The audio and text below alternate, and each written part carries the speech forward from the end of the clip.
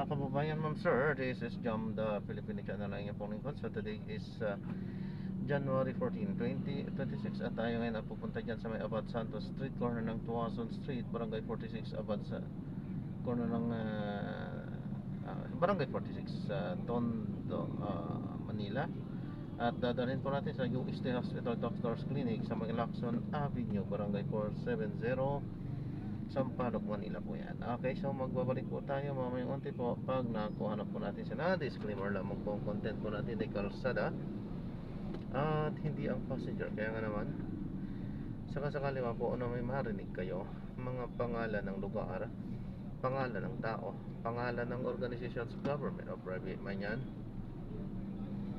ay wala pong kinalaman ng channel nito at wala pong pinapatungkulan. Lahat po na pinag-uusapan dito ay pawang dito lamang po yan sa loob at wala pong pinapatungkulan sa labas. Okay po, magbabalik po tayo mamayang unti po pang nakuha na po natin sila. At samantala makinig tayo ng mga nagbabagang balita at mga talakayan habang tayo ay papunta doon sa ating pick-up area. Palmolive sa Lompas, Super Radio Nationwide, Barangay FM Nationwide sa mga pagtulungan ng City Government of Cebu. Muling kinilala sa Philippine Heart Association Media Awards ang programang Pinoy MD sa Super Radio DZBB. Natanggap ni Connie Season ang Hall of Fame Award. Ang Pinoy MD sa Super Radio DZBB naman ang pinarangalan sa program category. Tinanggap naman ni Makay Quadra ang parangal para sa behind the scene category. Maraming salamat po sa pagpapahalaga sa aming serbisyo, mga kapuso. Ang inyong mga pinagkakatiwalaan sa pagbabalita, Orly Trinidad, Nelo del Prado, Joel Reyes Zabel, at Rowena Salvacion. Tutok na sa Federasyon DZBB at WTV.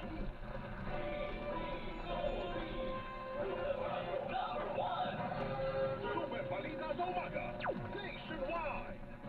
Ang oras po natin, alas 7:48 na po ng umaga. Inarang at ginamitan ng sirena ng mga barko ng People's Liberation Army o PLA Navy at China Coast Guard ang isang bangkang pangisda ng Pilipinas na patungo sa Baho de Masinloc. Ayon kay Commodore J. Tariela, tagapagsalita ng Philippine Coast Guard para sa West Philippine Sea, nangyari ang insidente bago makarating ang mga mangisda sa fishing grounds. Biwas naman ang fishing boat Prince LJ pero binuntutan pa rin ito ng dalawang barko ng China at hinarang ang barko ang bangka bago ito makarating sa kanilang lugar na pangisdaan at saka ginamitan ng sirena. Nakaresponde naman ang PRP Cape San Agustin ng Philippine Coast Guard na nagkataong naghahanap sa isang mangingisda na nawawala mula noong isang linggo. We were able to contact Filipino fishing boat and meet the Filipino fishing boat at a particular location, and we allowed them. Morning po. Para i-report ang kanyang banta sa kanyang Ano buhay. pinicheck up niya Ayon kay doon? Castro, Yung mata niya. ikinatakot niya ang Facebook Sabi niya post parang ng Luminous by may Tracy buwang. Cruz Angeles. ICI ito, naging ICU na. ICU na, no? Singap kasi isa lang naman Kaya yung medyo tao na eh. namimiligro ng Diretso na ba tayo sa laboratory? Although, Hindi pa nila aminin. Wala na rin wala na rin saysay. Wala na Parang wala rin nang saysay. Kasi nag-iisa na lang. At ito nga, sinabi at hininto muna yung mga pilpero.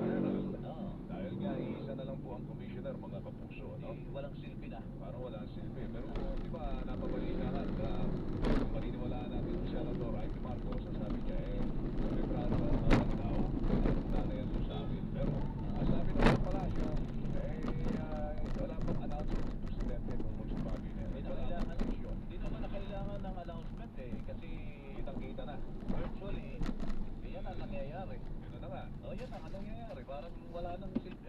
ICU na nga eh. Singhap-singhap na nga eh. Kaya nga So, maganda naman ang nag-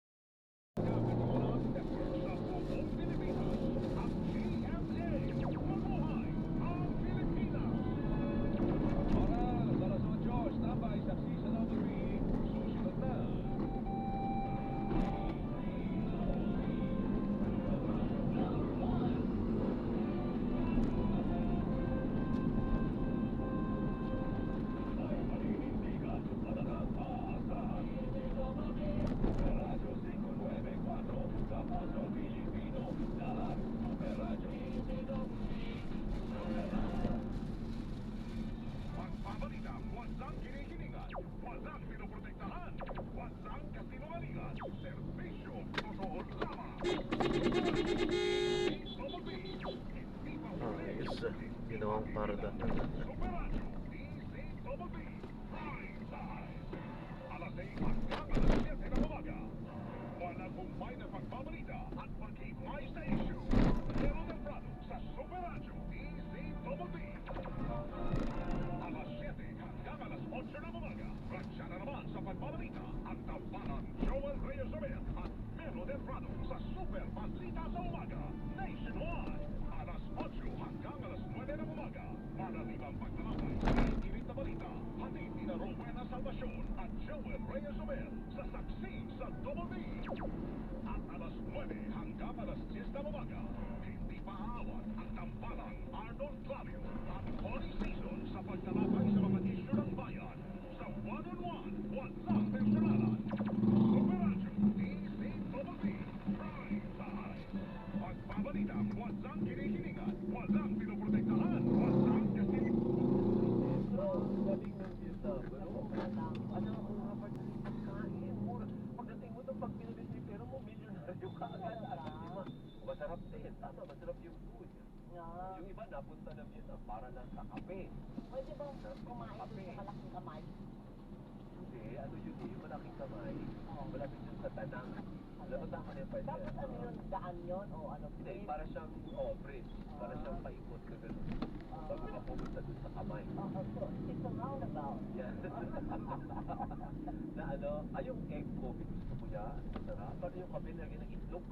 Talaga? Natikman ko yan sa may bandang Hoy-Ani. Oh yes. Kaya pag ginagawa mo na, medyo malapot. Sarap. Masarap po. Kasi Creme, naman yes. mga doktor ko, ayaw pa akong mga pag-dialysis eh. Hindi, pero pwede naman kasi nung niya. Kailangan mo doon, i-coordinate mo naman yung dialysis mo. I'm pretty sure may nagdadialysis Marami sa naman. Vietnam. Oo, kayo mga doktor ko, kagaya ng Doktora Paulette Marchal at Jessica Dinglasan. Ano ba naman kayo? Jaime Herrera? Ano ba?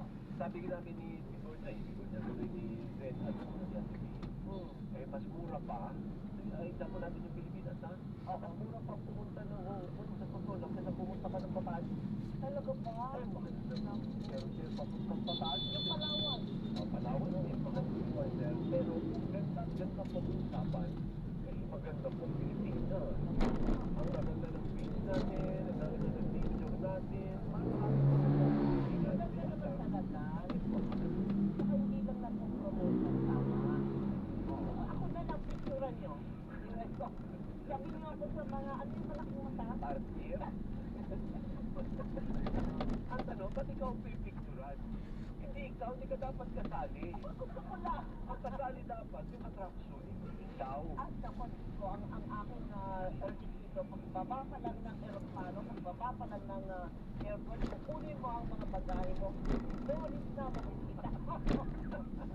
Louis Basco, good morning at si Mark of Vergara, magandang umaga. Sabi ko nga, ang airport, isa yan sa dapat. Kung ako nasa turismo yan, isa sa unang ayusin. Kasi yan ang issue. Pagpangit yung airport, nakakabad vibes agad. Correct, correct. Kapag mo palang pangit, Kaya mabaho. O, diba? wala kaya masikip, mahaba ang pila. Ay, ako nang sabi ng turista. Nagsagal. Nagsagal.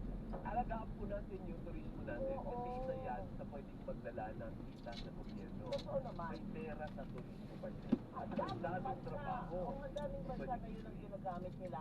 Kung umuunlad sila, ay ang magandang i-promote, maraming magandang i-promote sa Pilipinas. Sa Kaya totoo ba? lang. Ang dami kasi may natural resources tayo. Oo. Ang dami Saka natin. parang ano, pagbaba mo ng airport, para ka nang may ano dapat, mayroon ka ng bintana. Oo. Yun yung bintana mo, para makita mo, parang kinanashell. Parang window to the world. Yun, exactly, natumbok mo, partner. Ayun ang partner mo. Mamaya ka na. Eh, ano din, may ano yan, may masasabi yan sa Ano kasi turismo. ito? Eh, kasi makating kamay, ay paan yan. Kasi rin ang paanin, Oo. para ko makatilang. Maapay din. So yung personalidad niya partner, Makati. Oo. May nakikinig sila na. Ay, sorry.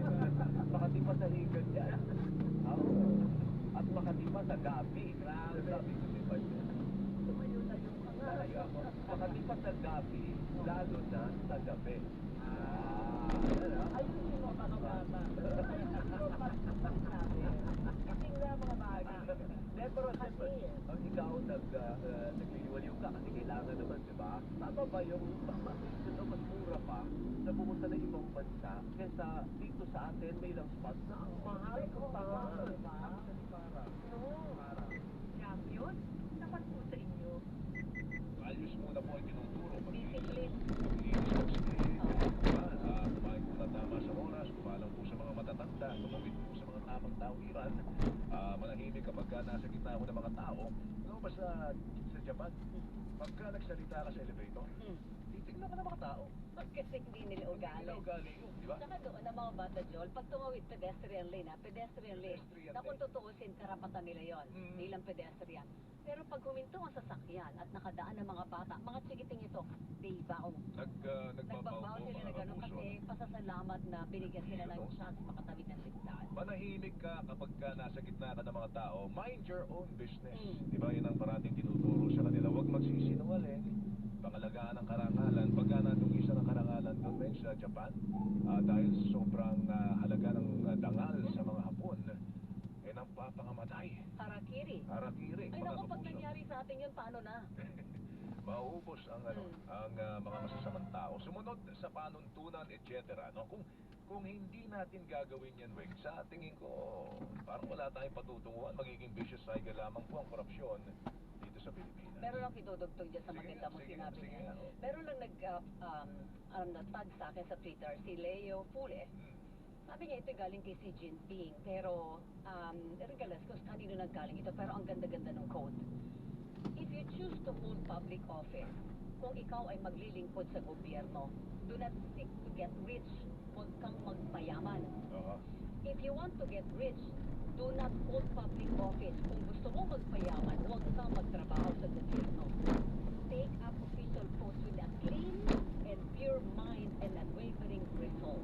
Yun o, mga kapuso. Kaya Ganda. paano natin mababago yan? Kasi ngayon, ang tanong pa sa mga bata, anong gusto mo maging paglaki mo? Gusto mo maging pulis? O bakit pulis? Gusto mo maging? Gusto mo tumaman? Diba? Oo, tapos Meron din mga bata na gusto ko po makatulong. matulong. O lumabas sa mga masasama, mga ganon. Di ba? Gusto mo, ano bang gusto mo maging paglaki mo? Gusto mo maging motorista? Di ba ganun na ngayon eh? Nasa kukog din ang magulang eh. Ang mga magulang sinasabi, itong kursong kunin mo kasi dito may Ito. pera. Ay, nako. So pag binuko mo agad ang konsepto ng pera sa murang edad ng 259. bata, gano'n ang mindset niya magpapayaman ako. So, ayan. So malinis man o maruming paraan basta magpapayaman ako. Diba? Sa totoo lang, meron ako na Tingnan po. God bless po.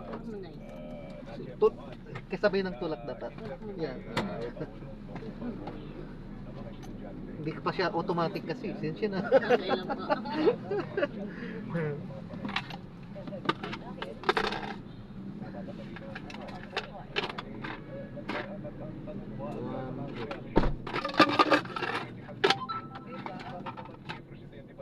Pero mag-iisip para sa'yo ay ano, yun lang Ayan, so na-drop na natin sila. Maraming salamat po sa panonood hanggang sa muli. Ingat. God bless. Paalam po muna pansamantala tayo ay gagawa na ng ibang video sa ating susunod na mission. Paalam po. So this is John Parenda, Filipino Channel, ang inyong pumikot. Paalam po.